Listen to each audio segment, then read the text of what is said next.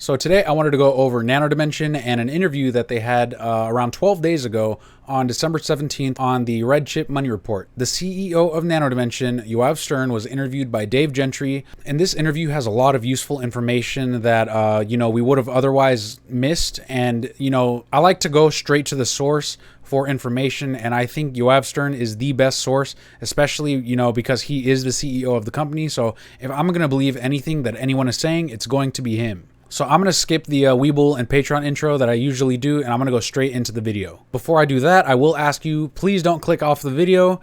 If you want to watch the 18-minute interview with Yoav, go ahead and watch it, but come right back to this video because I think I'll do a little bit better of a job summarizing it in one place in not as much time. So if you want the short and concise version, then keep watching. So at the start of the interview, Yoav pretty much summarizes the things that we already know about Nano Dimension, the fact that they can print 3D printed circuit boards using additive manufacturing, which is true 3D printing in 3 dimensions. He goes over the fact that it's more efficient, it's cost efficient. The business model is the Razer and Razer Blades business model.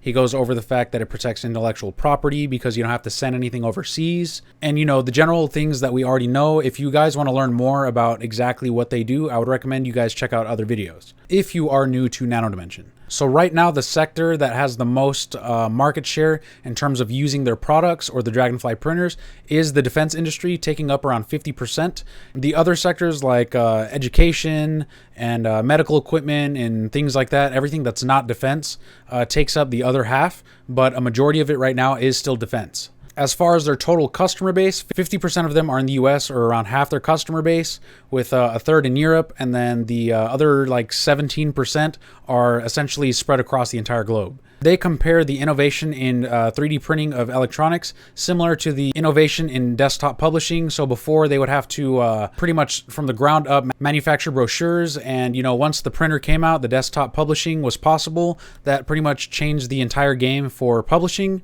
So they're saying that this is essentially the same thing. A majority of the printed circuit board market is in the east side of the world, and they're doing it the traditional analog way. Big machines, a lot of space, big warehouses, and just old, not efficient processes. And they're essentially saying that that is the industry that they are targeting. They're aiming to turn the printed circuit board market into a clean industry. So, once you get rid of all the factory space, you're not going to be polluting because you don't need to etch into things. You don't need to cut things. It simplifies the logistics, so you don't have to, move product around, spending diesel and gasoline. It really simplifies the process in making printed circuit boards, so they're essentially making it a green industry. They used one of their current customers, Hensoldt, as a case study or a tester. Hensoldt ended up comparing the printed circuit boards that they made with the Dragonfly printers to the ones that they were making traditionally. And the main difference here, besides quality and the fact that they can use the board, the main benefit that they saw is the fact that they went from a traditional 4-month process with the way they were prototyping before. They went from 4 months down to just 10 days. So essentially, they are saving 2,640 hours of their lives by using the Dragonfly printer. I think this is a pretty big deal, but that is my biased opinion, I guess. With Dragonfly printers, you have the ability to miniaturize a plethora of devices because you have such freedom in how you develop the electronics that you desire. So they have a very clear plan with the funds that they have right now, the $657 million that they have on their balance sheet. The first one is that it's going to be partially for the acquisition, which I'll get into later in the video. There's a possibility for 1 or possibly even 2 acquisitions. The main point here is that not all of it is going to be used for the acquisition. They are looking to acquire potential competition to Nano Dimension, and really their main focus is accelerating research and development in their printers. And he said this himself, that they have enough money to acquire business, accelerate research and development, and still survive for at least 5 to 10 years. He also brought up the fact that they have not hit their inflection point yet, and their inflection point is essentially going to bring valuations that we're seeing now up by 10 times, at least in his regard or his prediction. He's expecting revenues to at least 10x from where they were previously. And I mean in 2019, I'm not talking about this year during CV19. I'm talking about, almost $10 million in a quarter last year, times 10. So in future machines, they are expecting higher production volumes for beyond just prototyping. So the second that they're able to, produce new materials that can produce in higher production volumes, they'll be able to, service the industry beyond prototyping. So these are things that are going to be in devices that are used every single day and not just test cases. Competition does exist, but the thing is that it's in the old market and in traditional methods. So while the competition is there, they are simply not targeting it or approaching it the same way as Nano Dimension is with their additive manufacturing of electronics method. And overall, Nano Dimension is trying to change the industry entirely. So similar to how desktop publishing transformed the publishing industry, they are looking to transform the printed circuit board and essentially the production of electronics industry. So Yoav Stern was asked what the value proposition was for investors, and he answered this pretty clearly and concisely. I liked what he said. You are investing in a company with a strong balance sheet with minimal to no risk of not being able to fulfill their plan. They have a ton of spare cash after the acquisition.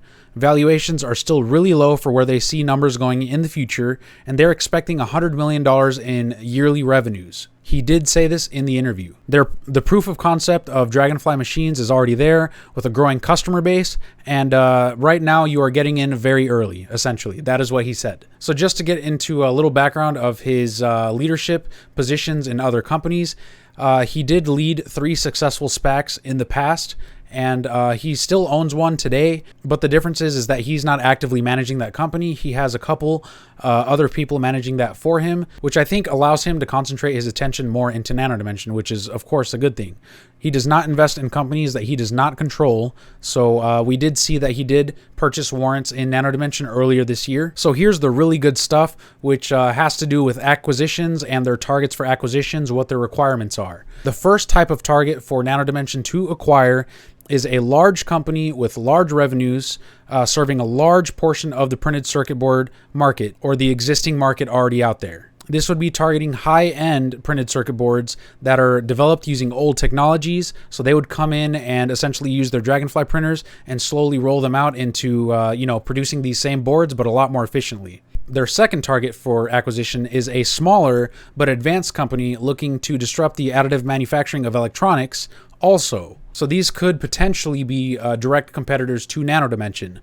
They did not name any companies. They are preferably looking for technology that they can implement into their own machines, and in this case, they could acquire 1 or possibly 2 companies. The third type of company that they are seeking to acquire is any company that is currently supplying electronics equipment to their existing customer base. So anyone who has previously served their current customers in what other regard besides the 3D printing, they are looking to acquire possibly 1 or 2 of those companies as well. Nano Dimension has 4 revenue streams currently right now. One of them that I didn't know about until today once I saw this interview. The first one is going to be selling the machines. That is the most obvious one. They sell the machines and they make more than what they cost to produce the machine. Their second revenue source is selling the inks for the machines. So once their clients or customers end up using the machines, the inks don't last forever. They will have to replace the inks, and the only place to get them is Nano Dimension. So they do have a razor and razor blades business model, as they have mentioned in the past. The third revenue stream, which is the one that I did not know of until today, is the annual technical support agreement. This is based on contracts where on the first year, the service to their customers is warranted. And then after that, I believe this is annual, they get 10% of the machine cost per year to service the machine. Now, this part I did not entirely understand in the interview, at least the way he said it. But if this is the case, then if we have a $400,000 Dragonfly printer, then I would assume, if they're going to get 10% of that per year, they're getting $40,000 per year per customer, and they have sold around 60 printers. So you guys can do the math. It's around $2.4 million per year. Their fourth revenue stream is their Nano services, which we already know about as well. This is where they are printing circuit boards for people who don't have access or don't have a Nano Dimension Dragonfly printer. So, the next best solution, during CV19 where everything is closed, is to send their files to Nano Dimension and work with them directly to, prototype the board and then send it back to them. The benefit here, Yoav says, is that once the CV19 issue goes away, that capital expenditures will be released yet again, and that the people who are using Nano services are now going to be buyers of the machines. And last but certainly not least, Dave Gentry ended up asking Yoav Stern where he sees Nano Dimension 6 months from now, and assuming that CV19 is gone. So Yoav Stern did emphasize that, assuming that CV19 is 100% eradicated, or at least has zero effect on the markets, that they are expecting 100% growth quarterly if this CV19 illness can subside. So this was a very informative interview. I will leave a link in the description if you guys want to watch it. But these are the facts. You can fact check me on this. You can go watch the interview. I pulled this directly from Yoav Stern's mouth. That is it for this video, guys. Thank you guys for watching. If you liked what you're watching, please go ahead and hit that like button. And while you're down there, go ahead and hit that big red subscribe button. And don't forget to hit the bell notification to get notified when I make videos just like this one. But anyways, guys, that is it for this video. Thank you guys for watching, and I'll see you in the next one.